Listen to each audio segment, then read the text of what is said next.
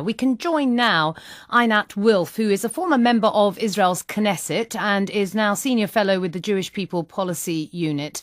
She joins me now live from Tel Aviv. What is your response to what you've just been hearing? The Egyptians trying to be the honest brokers in what is already a very fragile one-sided truce. We're getting news that the IDF have resumed bombarding Gaza.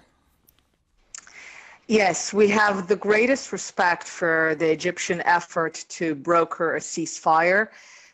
Due to that respect, Israel took a decision, not a simple one, to say yes to the ceasefire, to abstain from any attacks, and to do so despite the fact that since 9 a.m., when the ceasefire went into effect, at least from the Israeli side, Hamas continued to shell Israel with 47 rockets just since 9 a.m. this morning.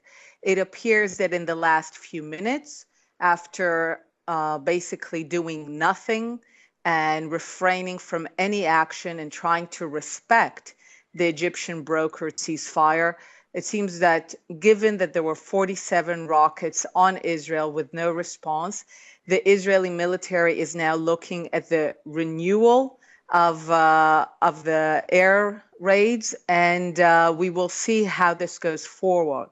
Israel has been clear that it would say yes to a diplomatic solution. It has very simple goals. We simply want the rocket attacks on our civilians, on our cities to cease.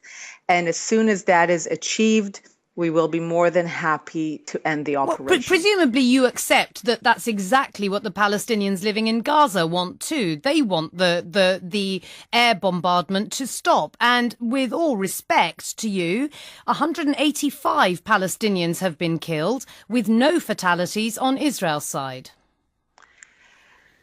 So again, let me remind that if this is what the Palestinians want, beginning at 9 a.m., they had the opportunity to cease fire, and rather than take the opportunity and respect the Egyptian effort, which was backed by Abu Mazen, by Qatar, by Turkey, and by the entire world, they decided to continue to shell Israeli cities. The fact that Israel has had no fatalities, I hope this is not something that you object to. Not in the slightest.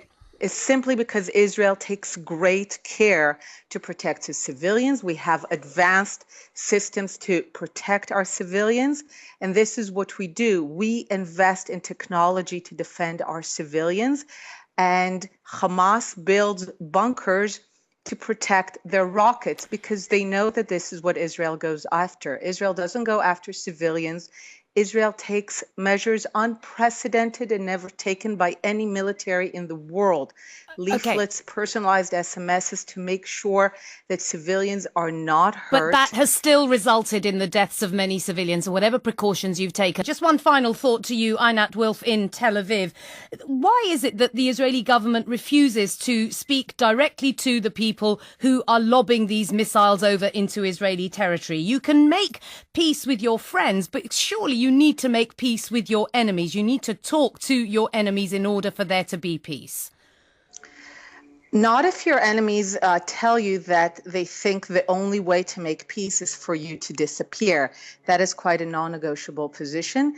Israel negotiates with the official representative of the Palestinian people, not with breakaway factions, not with terrorist groups. We negotiate with the PLO, we negotiate with the Palestinian Authority. Those are the official representatives.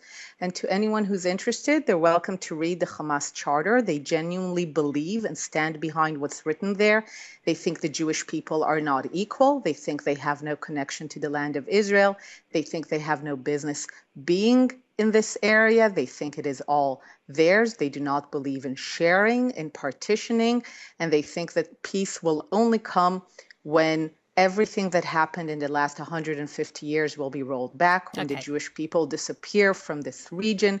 This is not very much an organization with which you can negotiate anything that resembles peace. Einat Wilf, former member of the Knesset, and Osama Hamdan from Beirut. Thanks to you both. You're listening to the BBC World Service. This is Razia Iqbal with NewsHour. Now, the World Cup may be over, but there is still a focus on Brazil as leaders from the BRICS emerging economies are meeting over the next few days in the northeast of the country. And there is lots on the agenda, including the expectation of a BRICS bank that will rival the IMF and the World Bank.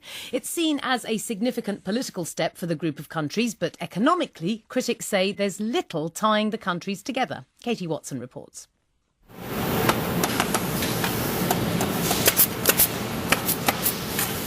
It's always busy at Piccadilly Shoes, turning out 9 million pairs a year. It's helping to make Brazil the world's third largest footwear maker. On the factory floor where I'm standing, there are 4 production lines, and each is doing a different style of shoes. There are heels, there are sandals, there are flat shoes as well. And each production line is about 60 metres long. There are people cutting material, others gluing the soles together. There's nailing the heels, stretching the leather, and then right at the end there are mountains of shoeboxes where people are packing up the finished product.